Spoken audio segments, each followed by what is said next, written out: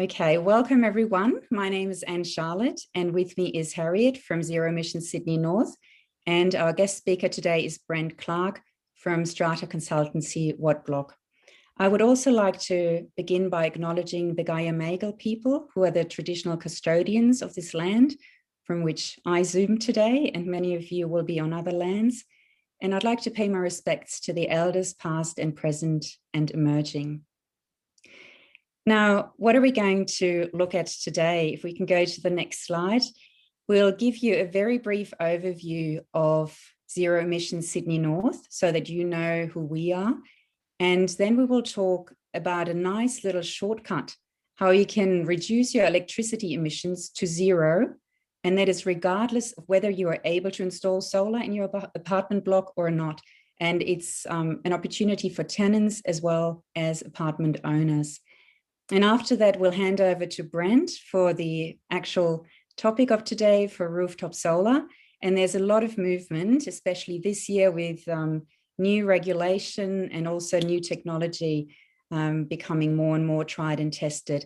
And then at the end, we have Q&A, and you're welcome to stay for the Q&A, or if you have to leave, you can, of course, log out anytime. Now, let's start with Zero Emissions Sydney North. Who are we? We're a not-for-profit group, and it's run 100% by volunteers. We're part of a national network called Beyond Zero Emissions, and we operate in Sydney's north. Now, we're basically trying to find the answer to the question, what can I do? Because a lot of people are concerned about climate change and want to make a personal contribution, want to make changes in their own life. And so we've looked at where do the majority of emissions come from in our area. And as you can see on that pie chart, the vast majority comes from electricity usage. And therefore, our first program is to help people move to renewable energy, and whether that's through switching power companies or installing solar. We work with the local councils, with various businesses, and we've got a few commercial agreements where if you switch, for example, to a power company that we recommend, we will get a small thank you contribution, and that goes to our community giving fund, which installs free solar for local charities. And we'll touch on that at the very end because it's very exciting. We've just had our first charity installation last month, but more on that later. And now we'll move to our first action. The first thing that you can do is switching power companies. We'll look at the current market, at alternatives, and then our partnership with Diamond Energy. Now, the current market, if you think about who your power company is, it's highly likely that it's one of the following three. It might be Origin Energy, Energy Australia, and AGL. They absolutely dominate the market and have a market share of 83% between them.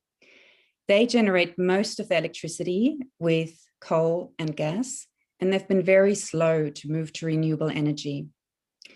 Now, you as a consumer have a lot of power, and you can signal to those companies that you want a much faster transition by leaving them and moving to a company that already only uses renewable energy.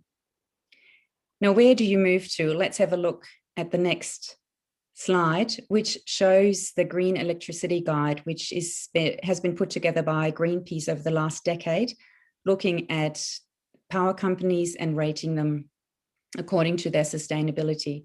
Consistently at the top have been Diamond Energy and PowerShop, and then a few new ones are coming onto the market or have come onto the market in the last few years.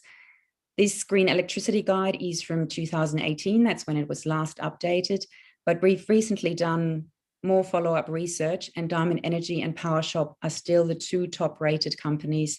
They both generate with 100% renewable assets. Now, at Zero Emissions, we formed a partnership with Diamond Energy, and we recommend switching through them. And as I said before, if you switch to Diamond Energy through Zero Emissions, we will get a small thank you payment for our community giving fund.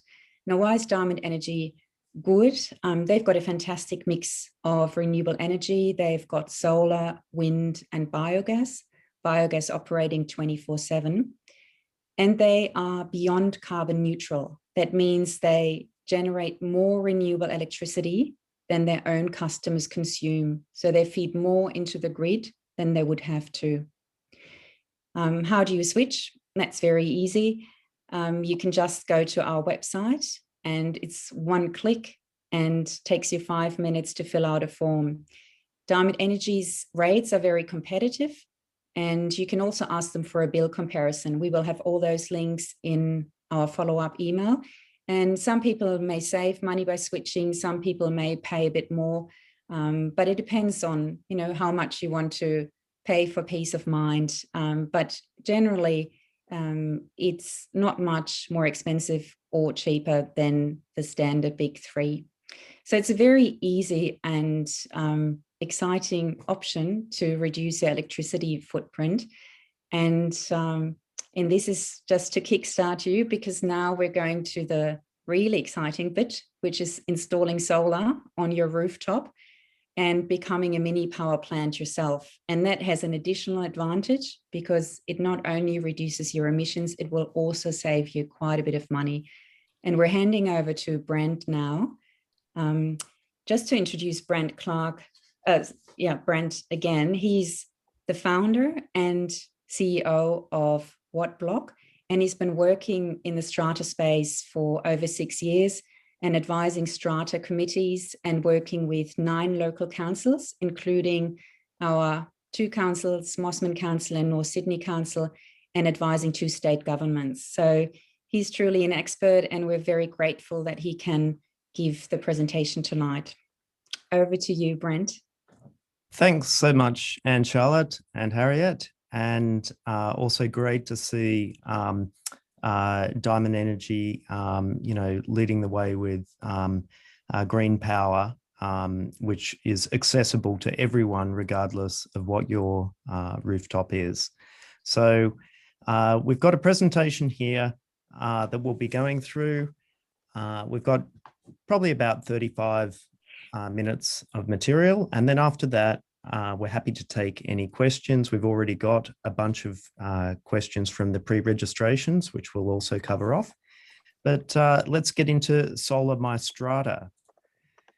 So the things we're going to be looking at, why you'll put solar on apartment buildings, some of the barriers, different solar models, payment models. We'll try and understand federal rebates.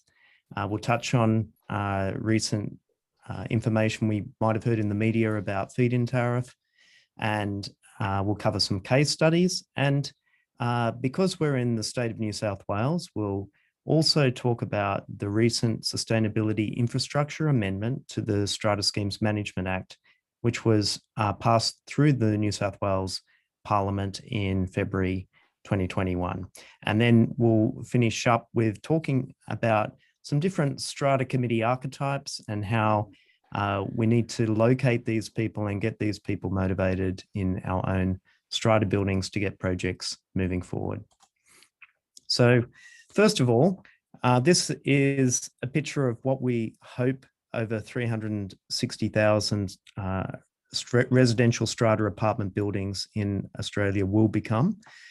And an important part of sustainability beyond energy and water efficiency is looking at these new technologies like solar panels, batteries, and switching the fuel source for common hot water plants to heat pumps, and getting smart meters into our buildings and preparing the way for electric vehicle charging. So this is the dream sustainable apartment building, and we'll just be focusing mainly on the solar and battery side of things today. So why put solar on apartment buildings? It's a source of clean electricity. It can lower the bills for the common areas, and we'll also find out today, possibly for the individual apartments. It can increase energy security if you're introducing batteries into the building. Very few of our apartment buildings have diesel backup generators, and those that do have diesel backup generators are looking at switching to batteries now because they're actually cheaper to maintain. Local solar power is a form of low-cost generation. The only chance of talking to him was during therapy.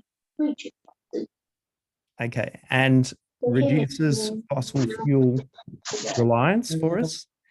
Reducing our carbon emissions in apartment blocks, which are actually intensive consumers of electricity, is important in bringing down the overall carbon footprint of our apartment buildings. And some added benefits: solar reduces network demand and reduces distribution losses. So as you can imagine, a lot of electricity is lost in the transmission from the Hunter Valley down into Sydney, and we can reduce the distribution losses by generating locally on our apartment buildings. But some of the barriers to solar for owners corporations include split incentives.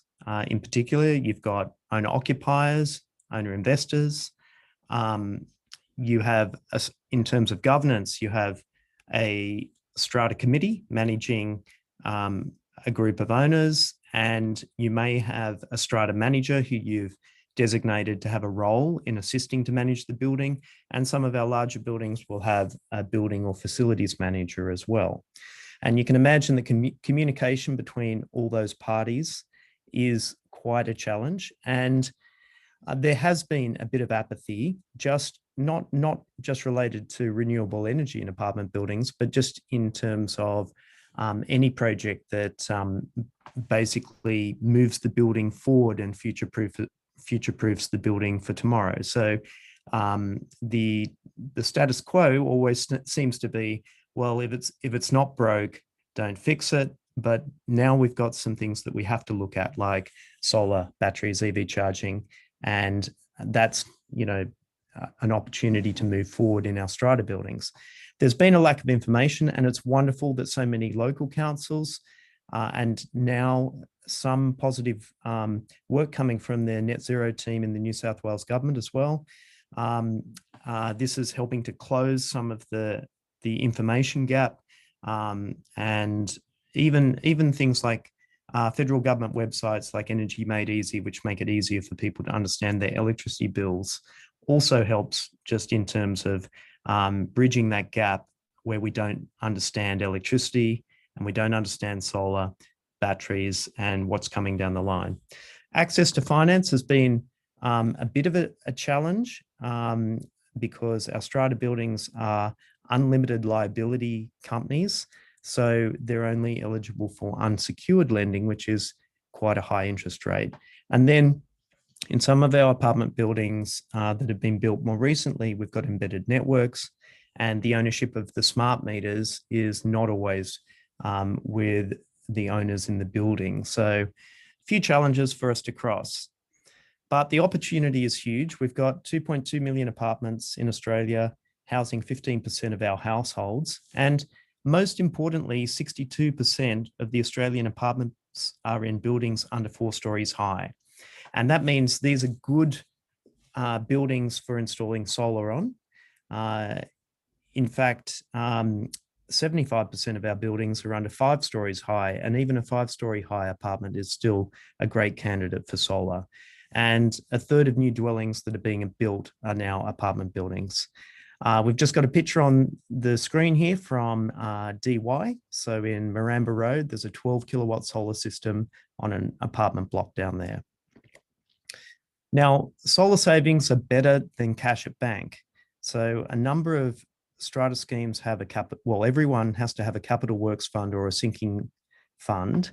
And at the moment, in this low interest rate environment, they're typically getting 0.55% or 0.65% per annum. Now, if a strata scheme has funds sitting in the capital works fund, which are just receiving this low interest rate, installing a solar system could be the equivalent of getting a 14% per annum interest rate if you convert the energy savings back into an interest rate. And so here's a little graph. You can see over the next couple of years, solar savings outpacing, the interest that you would be getting on those same funds if they were kept in the bank. Now, how can solar work in an apartment block? On the screen here, we've got a picture from an innovative Australian company based out of Melbourne called Illume Energy. And they've developed a solar sharing gateway system, which allows one single solar system on the roof to share its solar power on an equitable basis into all the apartments. And the solar sharing gateway technology has gone through a number of iterations over the past 3-4 years, but it's been installed in Sydney's north since February 2020, when it was approved in the Ausgrid area. And this is a really interesting local Aussie innovation that has potential, particularly in our smaller apartment buildings that might be up to 15 apartments in them, to move into solar and batteries. So we'll just cover off on a couple of units of measurement. So first of all, kilowatts are measures of instantaneous power. So the size of a solar system is measured in kilowatts. For example, a 25 kilowatt solar system. But solar systems make direct current, and this needs to be converted to alternating current for use in the building. And that has to go through a piece of equipment known as an inverter. So the size of a solar system is sometimes quoted with kWp next to it. That's the same as kilowatts. That just stands for kilowatt peak. And that represents the maximum production of the solar system when the sun's shining at its brightest point during the day. Now, the other unit of measurement is the kilowatt hour. And if we pick up our electricity bill, we get billed for each kilowatt hour. And that's a measure of energy. And this is the unit of measurement for the size of batteries. So a 14 kilowatt hour Tesla Powerwall is a battery that can hold 14 kilowatt hours of energy. Now, just a couple of rules of thumb.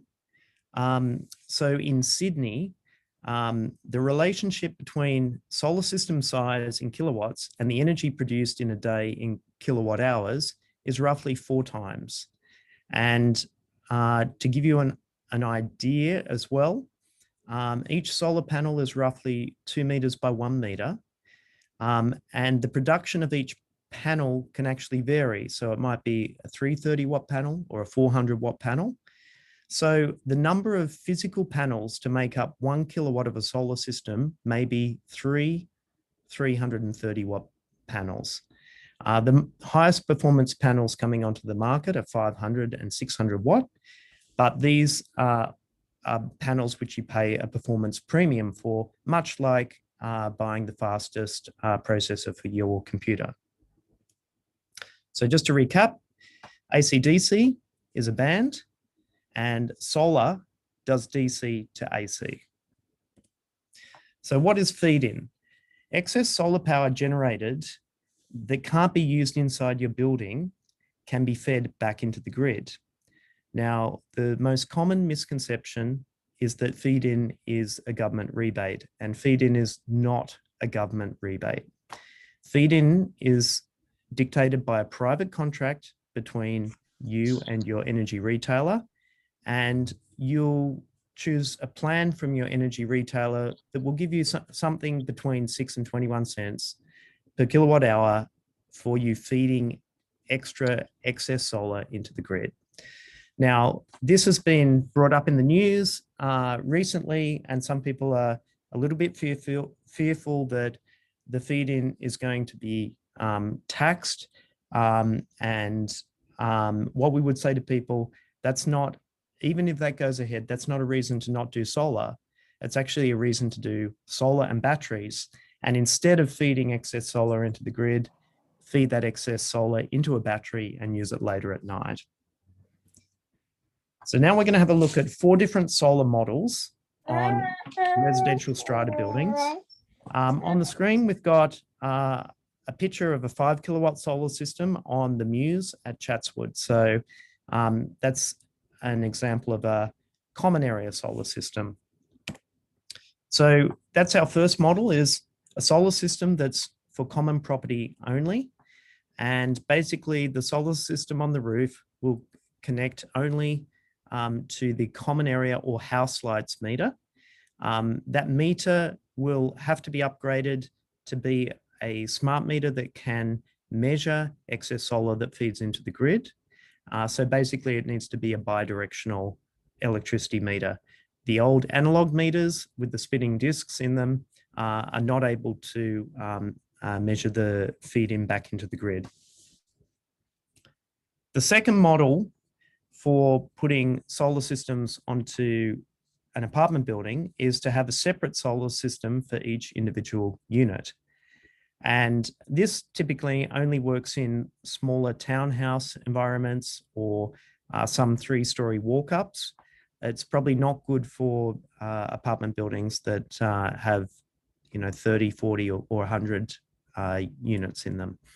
But in this scenario,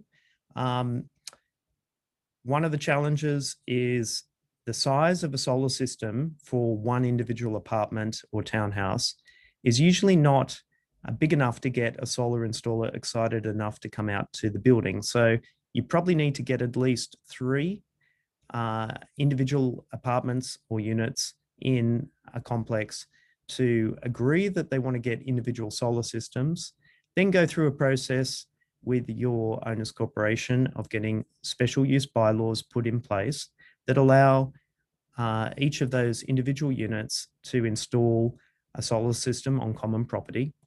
And typically, these special use bylaws have provisions that mean the individual owners are responsible for moving the solar systems if the common property roof needs a roof repair at some point in the future, and then the individual owner has to pay for reinstalling the solar system after a roof repair. So basically, those special use bylaws are registered with New South Wales land titles, and they pass when the owner of the apartment sells their lot. The right to use that common property passes to the next owner of that individual unit.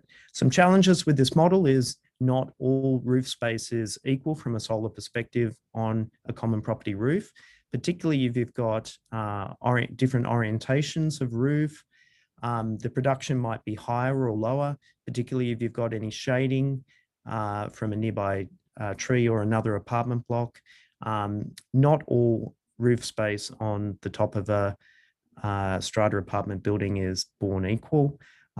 So it can sometimes be good to get a solar engineer to actually divvy up the available roof space in a fair and equitable manner if you're going to assign sections of the roof for individual solar systems. And the owners corporation might want to also give the best solar access point on the roof to the owners corporation, or just reserve it for the future, rather than having that go to an individual unit. The third model is what we were referring to before, which is using a solar sharing gateway such as Illume Energy's SolShare. And the benefit of this technology is you don't need a separate inverter for every solar system on the roof, which you would have needed in the previous scenario we looked at. When you're putting an individual solar system for an individual apartment or townhouse, you've got an individual inverter for each of those solar systems. Well, the beauty of using a solar sharing gateway is you just have one inverter, and that's shared by all the units. At the present time, there's a limit of 15 apartments which can connect to each solar sharing gateway. But if you've got more than 15 apartments, you can add more solar sharing gateways. So the best economics for this project is when you can get as close to 15 units signing up for solar, or a multiple of 15, 30, 45, or 60. So we'll just show you. Here's a case study of 13 to 19 Warren Street in Ryde. And this is an apartment complex with 17 units.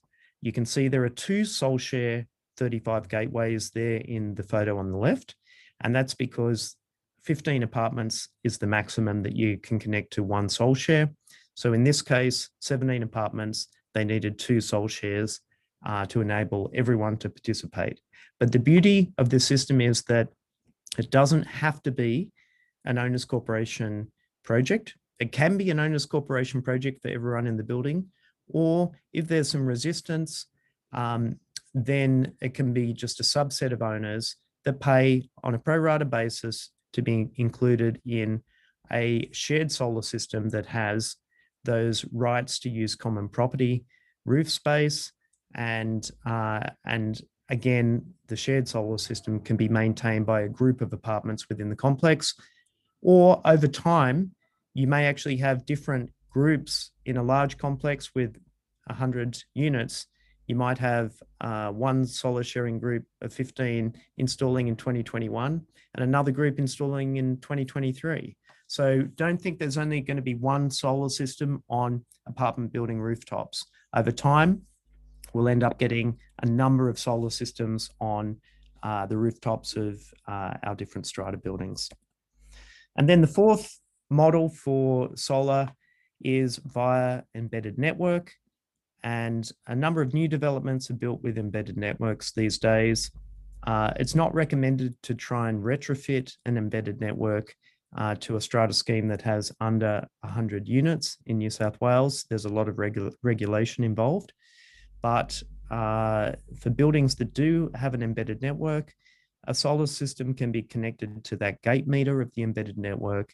And the beauty of this system is that you've got already in place a billing system that will just measure on a fair and equitable basis the amount of solar that goes into each of the units inside the embedded network, and all units and the common areas are benefiting from solar. So an example of an embedded network solar setup is the Genesis building in Meadowbank, 58 units. There's a 30 kilowatt solar system that connects into the embedded electrical network. And one extra advantage in this building, the Strata committee voted to install an EV charger, which is connected to the embedded network. And that means if someone charges an electric vehicle during the day, they'll actually get solar powered EV charging in a residential apartment building. On the screen here, we've got a photo of 1 Broughton Road in Artarmon. There's a 7 kilowatt solar system on the apartment block here. You can notice that this strata scheme decided not to do a waterproofing job before they installed their solar system. And they're just saying, look, when it's time to do waterproofing, again, we'll just move those solar panels to the side, re-waterproof the roof and reinstall the solar panels. So now we'll jump into 2 different payment models for an owners corporation to move forward with solar. The first is to own solar outright. And this is usually the best way for a body corporate or owners corporation to purchase a solar system if you've got funds in the capital works fund, which are just getting a low interest rate. This model also gives the maximum amount of control to the owners corporation.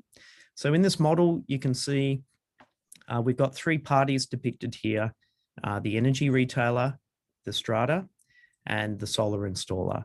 And when you buy a solar system from a solar installer for your strata building, the solar installer will just coordinate the design and install. They'll process government rebates on the purchase price of the solar system, and they'll provide a warranty to you. That is the end of the relationship. The warranty continues, but there's no ongoing charges related to the amount of electricity which is generated by the solar system. Now, you'll negotiate a new contract with your energy retailer because you'll establish a contract that has a feed-in tariff. Most strata buildings don't have feed-in tariffs on their either their individual meters or the common area meter today. So everyone has to move to a new tariff that gives them a feed-in where that's available. And wherever there's an outright purchase, there's no interest rate in the background anywhere. So you're getting the lowest cost install of the solar system that is possible, and you'll get the maximum financial benefit from it through owning it outright. However, if you don't have the funds in the Capital Works Fund, there is a type of solar finance called a power purchase agreement. Now, under one of these models, the strata doesn't initially own the solar system, but also they don't put any money down up front. It's a $0 upfront solar deal. And under this model, there are three parties again: the energy retailer, the strata, and the solar installer / financer. It may be the same company providing the finance as the solar installer, or it may be a different company providing the finance. Basically, under a power purchase agreement for a designated period of time, such as 10 years, the solar installer / financier will actually own the system and be responsible for monitoring it and replacing any failed panels and performing maintenance on the system. But during that period, that might be 10 years, the owners corporation agrees to pay a price for electricity, which ideally has to be cheaper than the grid import price that they pay when buying electricity from the grid. But they'll pay this instead of paying it to the energy retailer, they'll pay it to the power purchase agreement provider. Now, it can be confusing if the energy retailer is also the financier. You may end up with the same company as your energy retailer being your power purchase agreement provider, but it doesn't have to be. And you can have a separate agreement with a PPA with a different company that's not your energy retailer. The other thing you just want to check is that your rate that you're paying for electricity under your power purchase agreement is not higher than the feed-in tariff that you get from your energy retailer. So if that is the case, you actually could end up with a situation during the middle of the day where you're feeding into the grid and you're actually losing money on each kilowatt hour that you feed into the grid. So that's a check that you want to do before you sign into a power purchase agreement. So next, we're going to look at the federal government rebates. For most of our strata schemes, we're looking at the small scale technology certificates from the federal government. This applies to solar systems under 100 kilowatts. And it's basically a system that's been set up by the federal government that is scheduled to finish in 2030. And the value of these rebates resets on the 31st of December each year. So it's based on calendar year, not financial year, and they get smaller each year. And that's not necessarily a bad thing because the cost of solar systems is decreasing every year as well. But at the moment, if you were to buy a 6.6 kilowatt solar system, you'd be eligible for about a $3,300 small scale technology certificate rebate. And that's usually quoted net from the solar installer. You can go to a website when you get your quote and check what price the solar installer gave you for the STCs and see whether that's close to what the market rate is, which fluctuates in a tradable market. For larger solar systems, there's a different government rebate, which are the large scale generation certificates. We're not aware of any strata schemes that have retrofitted a solar system large enough to get large scale generation certificates. Basically, you're registering your strata scheme as a power plant, and it's not as attractive because the LGCs are not paid out up front. You get them on a little bit of drip feed every year up to 2030. So basically what that creates is a little bit of a dead patch in solar systems where, because of the government rebates, it's not really attractive to install solar systems that are between 100 and 200 kilowatts. After 200 kilowatts, that large scale generation certificate becomes attractive. However, Ed Square in Sydney's southwest recently went live with 1.2 megawatt solar system, and that's the type of solar system that would be entitled to LGCs. So on the small scale technology certificates, here's a graph that shows if you were to buy a 75 kilowatt solar system in 2021 or 2022, going up to 2025, you'll see how much federal government rebate you would get on that same system with the same components. So you can see it's dropping at a rate that's actually faster than the rate at which the cost of a solar system is dropping, because the cost of solar panels is flattening out now, and labour costs in Australia aren't decreasing at the same rate that solar panels have been decreasing in price. So that's a reason to install a solar system this year rather than next year on your apartment building. So a couple of things that we've got to look at: waterproofing. So solar panel lifespan's 25 years, which is longer than the lifespan of typical roof waterproofing.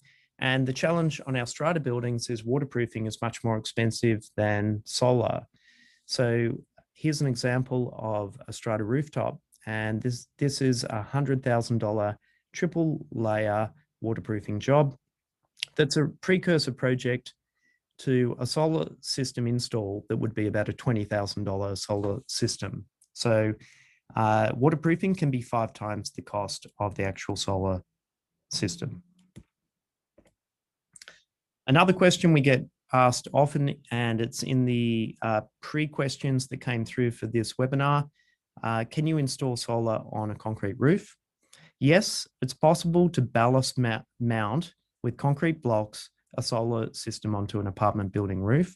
Here's a picture of it below, but keep in mind it's about 1/3 more in cost for the same size solar system to ballast weight the solar system.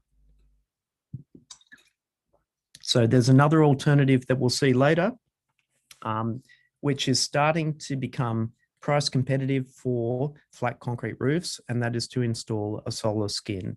And we'll talk about that a little bit later. Another challenge for our strata buildings is not all of our meter boards are compliant to AS3000 standard.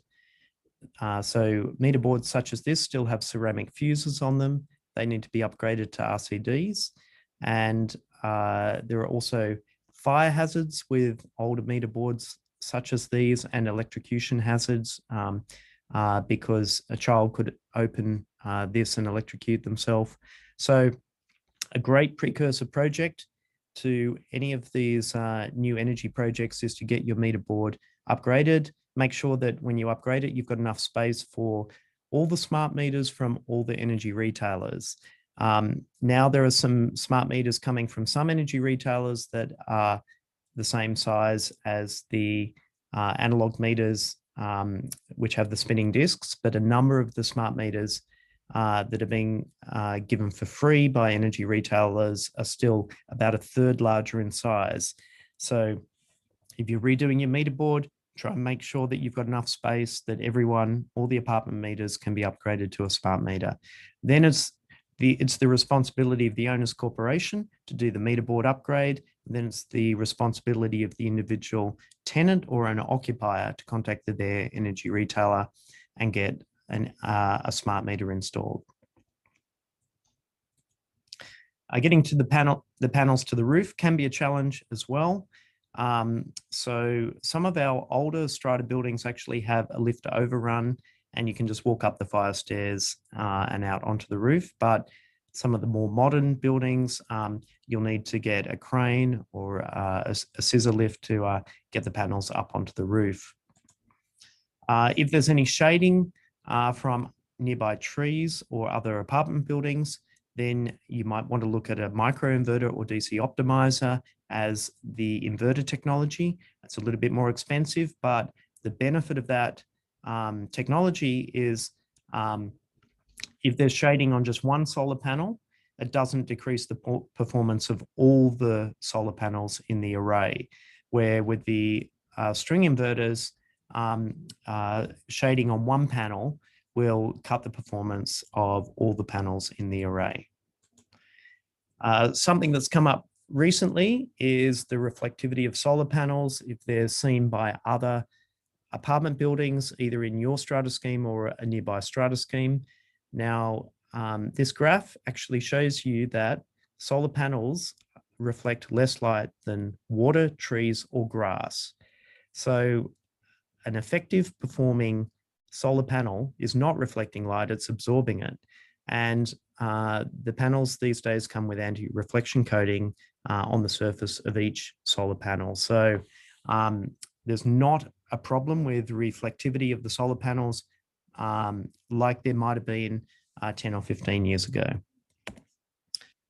Here we've got a case study of flexible solar skin. So the Sunman company out of UNSW has developed this solar skin, which is 1/3 the weight of a traditional solar panel. It can be installed vertically or horizontally. This is a strata building, Harbour One, down at Docklands in Melbourne, where they installed it vertically on the plant room wall on the roof of the apartment building, but they also installed it flat as well on the top of that plant room. So that type of solar panel can be siliconed down onto a concrete roof. And if you need to do a roofing repair, you can actually just cut the panel off with a Stanley knife and move them away and then re-silicon them down after you've done the waterproofing or the roof repair. Here's something from the Northcote in a suburb in Melbourne. And this is called the General. They've actually got onyx solar photovoltaic glass built into the balustrades of this building. This is not something I'd recommend for a retrofit of a strata building, but developers that are trying to do unique environmental buildings will probably use this type of material in the glass balustrades in the future.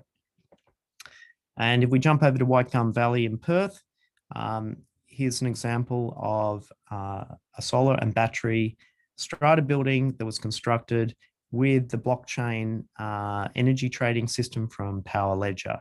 So we're not aware of one on the Eastern Seaboard yet, but energy trading is something that will come as solar and batteries roll out into our apartment buildings. When it comes to solar tiles, many people have heard of the Tesla solar tiles, which are now slated for launch in Australia, but there are also 4 local suppliers, Bristile, Newlock, Tractile and Monya, who've been selling solar tiles in Australia for a number of years. The efficiencies less than the solar photovoltaic glass panels, and they're still about 3 times as expensive as a traditional solar system. Now, we're going to spend a little bit of time talking about the New South Wales government's recent updates to the Strata Schemes Management Act through the Sustainability Infrastructure Amendment. And you can see here's some media about how this change to the legislation is making it easier for solar to go onto our strata buildings. Here's some text from the Act. And basically, it creates a new sustainability infrastructure resolution, which is similar to an ordinary resolution in that you only need a 50% threshold of people in the apartment building voting for a solar motion to proceed. Prior to this, you needed a special resolution because it was a change to the physical appearance of the strata building. So basically, they've lowered the bar on how many people amongst all owners need to vote. They've lowered the threshold for passing a solar, battery, energy or water efficiency, waste or recycling project, or electric vehicle charging project in your strata building. And the important thing is that this also applies to financing of sustainability infrastructure. So when it comes to motions to take out a strata loan, a power purchase agreement, or an energy lease for a solar system, you're also operating at this lower threshold. So basically, here you can see What it used to be was a special resolution. 75% of unit entitlements was the threshold. This is now decreased to a sustainability infrastructure resolution, which is just 50% of unit entitlements. And we got a case study from Camperdown where an apartment building voted under this new legislation, and they actually voted to raise a special levy to put in a solar and batteries system. So that's an example of it already passing through, being made use of by strata schemes that are out there in the market. So we're just going to have a little chat about the type of people that you need on a strata committee to make a solar project successful. And the three people that we usually refer to are the bean counter. Sometimes this is the retired accountant or the practicing accountant that's on the strata committee, the engineer, and the greenie. And the engineer is the person that helps with understanding quotations from different vendors and providing a view of the relative value of different technical components offered by competing quotations. For example, you might get a solar quote with high-end panels and a low-end inverter, or low-end panels and a high-end inverter. And not every solar quote is an apples for apples comparison against each other. And the greenie is the person in strata. As we know, there's a lot of headwind whenever you're trying to create change in a social group of people that live together. And we need people in our strata buildings that are persistent and just keep chipping away, strata committee meeting after strata committee meeting, EGM after EGM, AGM after AGM, trying to move the building forward on its future-proofing journey. So ideally, you would get at least two of these archetypes on a strata committee. They would both be aligned and positive about solar, and they could actually form a subcommittee and work on the solar project together. So it's usually hard for just one of these people to carry the whole project and do all the education of all the other committee members and all the other owners in the building. So if you can get two or three of them into a subcommittee for the building, then it actually makes it more likely that you'll get there and you won't run out of steam and you've got all bases covered. So just to give you an idea, one of these archetypes, if they're a bean counter, might look at a solar project this way and do a financial analysis. And here's a little case study. We won't spend too long on it, but it'll be in the pack. You can come back and revisit it later.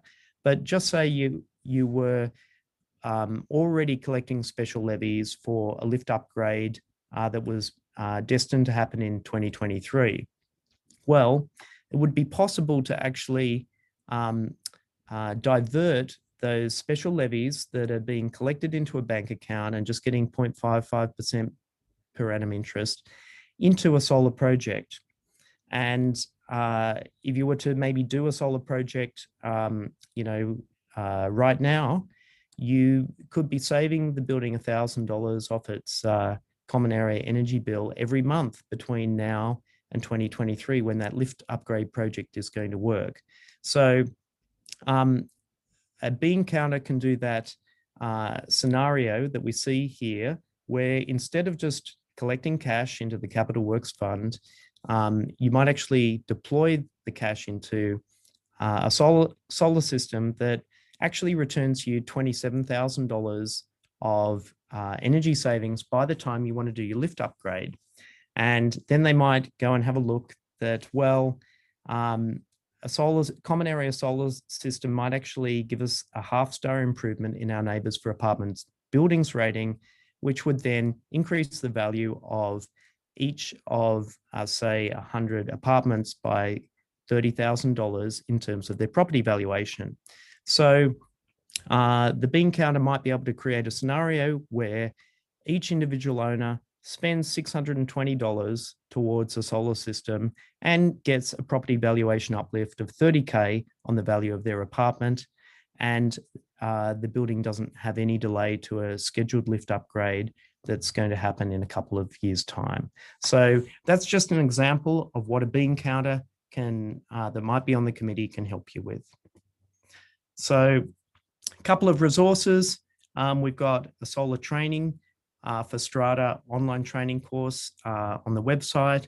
And over the past 12 months, we've been doing a number of webinars. So we've got at least a dozen webinars up there looking at different aspects of solar on your apartment building. So happy to wrap up the formal part of the presentation now, and we can jump into questions.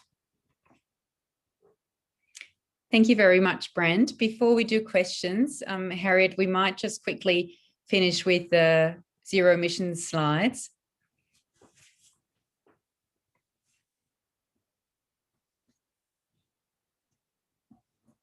Have we lost? Okay, Harriet? I'm just no, I'm here. I'm just doing this, and hopefully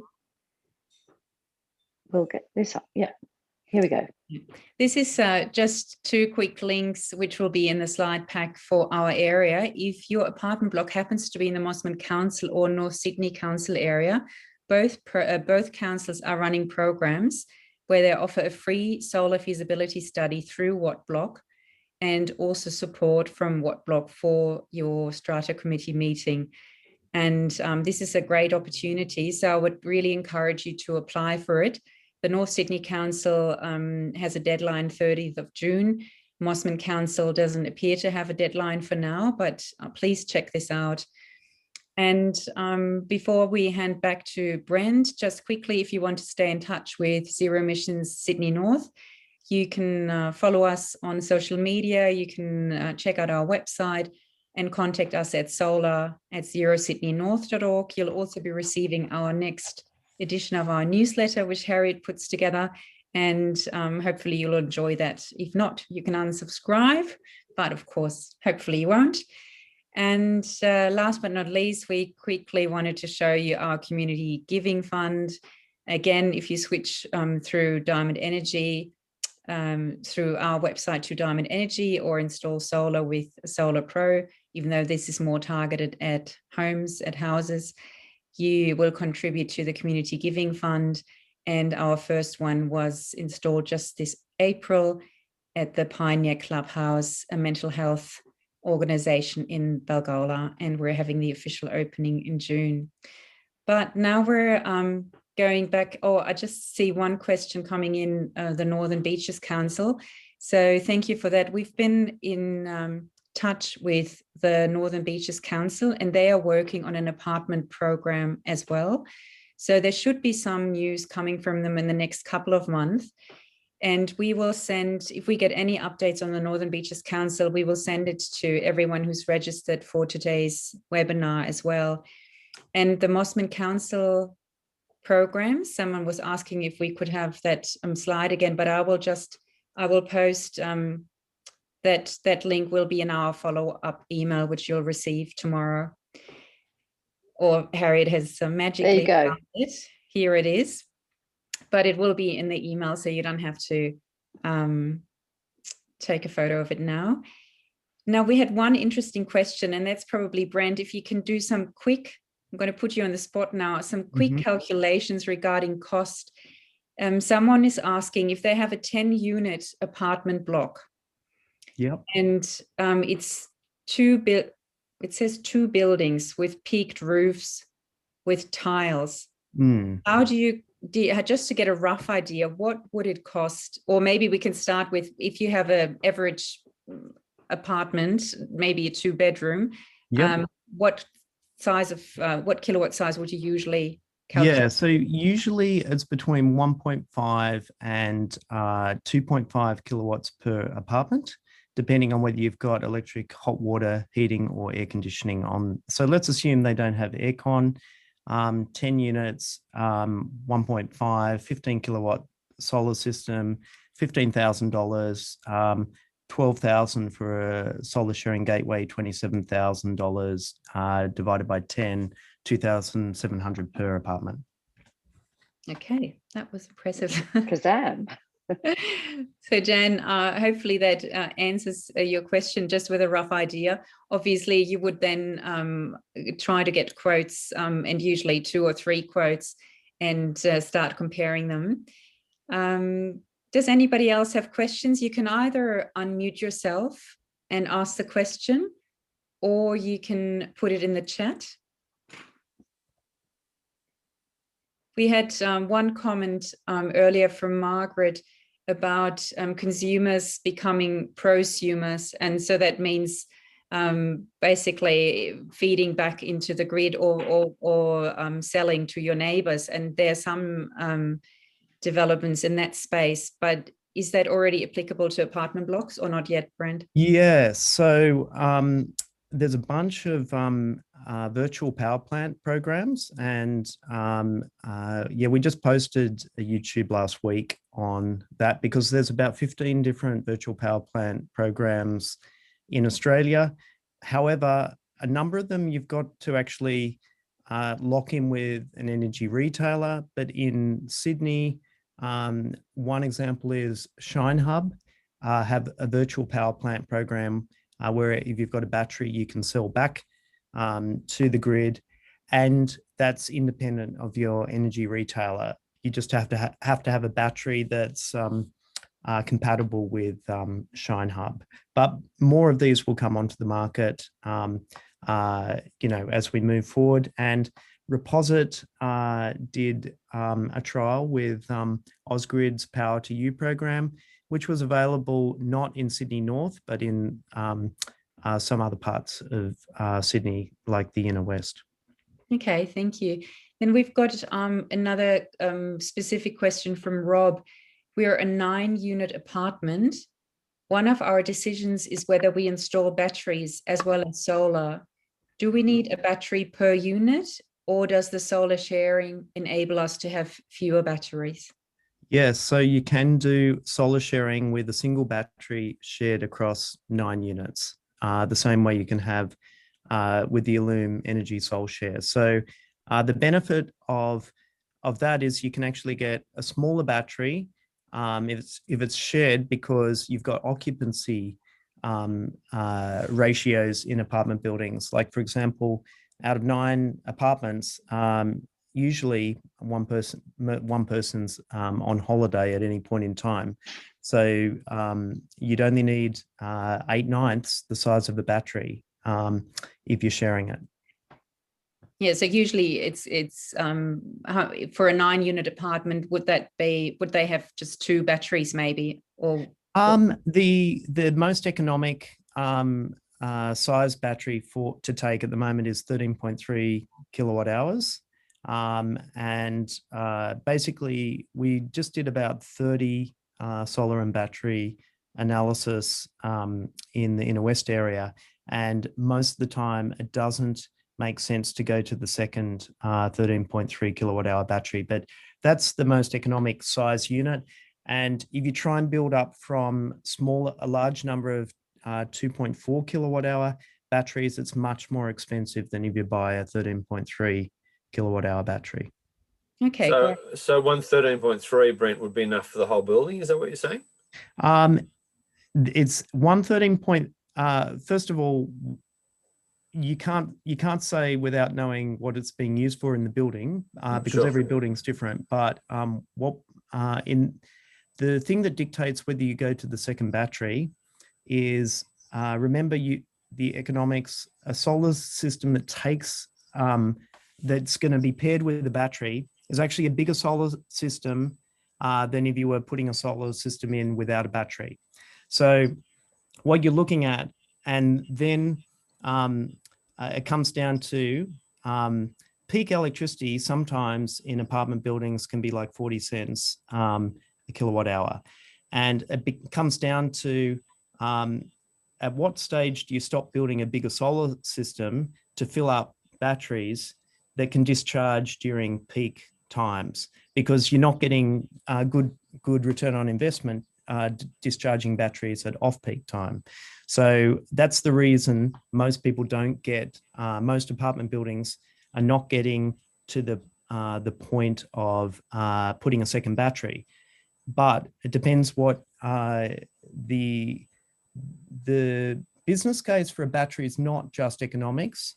It's also if, for example, you've got mobility impaired people on the 6th floor of the building and you want to retain enough charge, like, for example, install the battery so it's always got 20 or 30% charge in it at least all the time, such that in the advent of a power outage, which in Sydney is usually 3.5 hours, you can run the essential services like the lift to get the mobility impaired person out of the apartment building within. So you want enough charge in the battery to get you through the average power outage of 3.5 hours on the essential services circuit. Okay, it's all about ratios, really, isn't it? You've got to sit down and plot out your ratios. Yeah, and it also comes, the other factor is how much roof space do you have, because a lot of strata buildings don't have a big enough roof space to get a big enough solar system on to feed 2 batteries. So it's, you know, that's the constraining factor in most strata buildings. But look, in a sprawling townhouse complex, you know, where you've got huge amounts in a gated community, where you've got huge amounts of roof space, sure, you could go bigger on the batteries. Okay, I'll keep working on that. Thank you. Right. Brent, could you please comment on the costs of batteries as they stand at the moment? Yeah, so something really interesting happened in the last quarter of last year. So the most familiar brand is the Tesla Powerwall, and Tesla prioritizes their batteries going into their cars first rather than the Powerwall. And in the last quarter of last year, the Tesla Powerwall was going up in price, to the point while some other vendors like Alpha ESS were dropping their battery prices. And so you actually ended up on the most economic battery is a 13.3 kilowatt hour from a vendor such as Alpha ESS, not from Tesla. And you ended up with a $5,000 install price differential between a Tesla and like a reputable entry-level brand.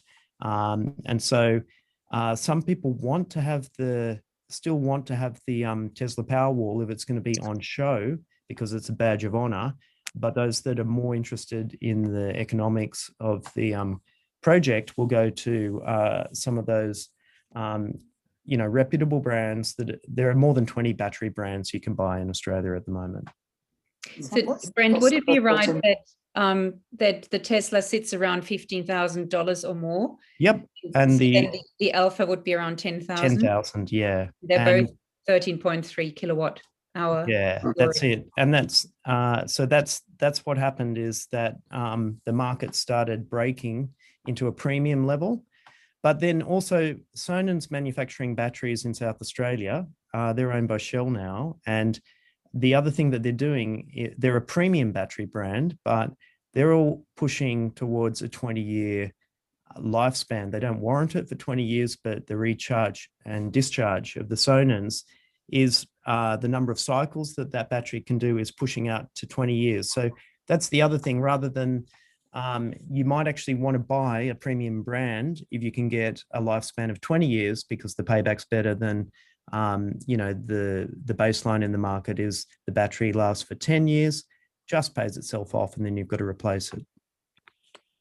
Thank you. We've got a few more battery questions. It's the hot topic tonight. Paul is asking 2 questions. One, if there have been any case studies for batteries with the Illume SolShare system, and I guess that's what you've answered before with, you know, saying that they are being installed. It's usually just one battery. And then the other question was if you've heard of the RetFlow Z cell battery. Yeah, look, we work with UNSW and very closely. We have a lot of student interns come in, and we had a student compare the zinc bromine RedFlow battery against the lithium ion batteries. And look, the other UNSW has been doing research into vanadium redox batteries, since the 80s as well. And for large-scale grid, vanadium redox has like a lot of benefits. In particular, in the Australian outback, it's not flammable like lithium-ion batteries, which are a type 1 fire hazard. But then the other innovation out of UNSW that's just been announced is the Larvo hydrogen battery, which is coming to market this year. And it's been quoted in the media that it could cost $30,000 for a battery that's equivalent to 3 Tesla Powerwalls using hydrogen. And if that is the case, then that's a competitive price for a larger battery using hydrogen. So, so lithium-ion is not the only battery technology, but we're not aware of any strata that's installed a battery that's not a lithium-ion battery at this stage. Thank you. We've got one other question from Bob asking about renters versus owners. From your experience, if there are more than 50% renters, is it harder to get through solar given the different financial benefits? It is. So if you've got more than 50%, well, actually 50%'s the dead zone. You either want 80% owner occupiers or 80% tenants. And at both of those points, solar has a better chance because if you're, like, for example, with the Gold Coast, all the hotels which are strata buildings on the Gold Coast, the owner investors want to, reduce the costs of those strata buildings, of running them, lower the running cost of the building. And so having 80% tenants in there actually helps solar go onto those buildings. But in Sydney, where we don't have that style of strata, 70 or 80% owner occupiers is the best. Great. We might have time for one or two more questions. So if anybody has another question, please unmute yourself or type it into the chat. Otherwise, what would you recommend, Brent, is the next step? So I guess if you're in the council areas in Mosman or North Sydney, jump on and apply for a solar feasibility study. And then what could your service be for the Strata Committee? How does that help? So we do, in where there isn't a local council program, we do an independent solar feasibility study for a residential strata scheme, which is usually $1,200 for the strata scheme. And with that, we try and cover everything, including like sample bylaws, to help get the project through the different stage gates. Keep in mind that really, in most cases, it's 2 AGM journey to get a strata building to have solar panels on it. In most cases, people bring it up at the first AGM, and then you've got some people going away for the rest of that year, coming back with the quotes at the next AGM for voting and approval. So. Look, there were a couple of other questions we'll just cover quickly. Someone asked about heritage conservation buildings. It does get more difficult, in particular with heritage buildings, the council approval, you can't have the panels visible from the street level. It could go on a heritage building, but it can't be visible from street or public access. And then sometimes that means the solar panels don't go on the best available roof space. Governance approval steps to get the solar on a strata building under different pathways. Look, the embedded network's the hardest because you've got private contractual negotiations between yourself and the embedded network operator. But basically, you can use this sustainability infrastructure motion path. Now, remember, any owner in the apartment building can put a motion on any AGM or EGM. So it doesn't have to only be strata committee members that can start the process. Any owner has the right to put a motion and they can just put a sustainability infrastructure motion onto another EGM that's being run, or onto the next AGM, and everyone in the building will just vote for that on its merits. So the process can start with any owner in the building. Can I just ask, yep. Annette was just posting question, because I think we've had a few people also on Humanitics saying, what if you're in a duplex, so only a 2-unit? In that Yes. case, would you recommend that people install their individual solar systems and try to do it at the same time, ideally? Yeah, it's definitely like the solar sharing gateway is overkill. It's too expensive for a duplex in terms of the cost of the gateway. So you're better off just going individual solar systems on a duplex. And I'm just having a look. And for a loom, is there, does a loom say about 5 apartments is the minimum for a loom, the solar share Yes. be worthwhile? So look, 6 phases connecting is the smallest one we saw at 3 Raymond Road in Neutral Bay. So 3 apartments and a 3-phase common area meters, which was 6 phases out of the 15 on the Illume box. And it's recommended to get at least 6 connections for an Illume setup. Okay, I think we managed to get through all the questions on the chat, and many from Humanitics as well. Thank you everyone who's joined us from as far away as Beechworth. And if you have any follow-up questions, please, it's probably best to get in touch with Brent. He's the expert, and we will share his contact details and their website as well in our follow-up.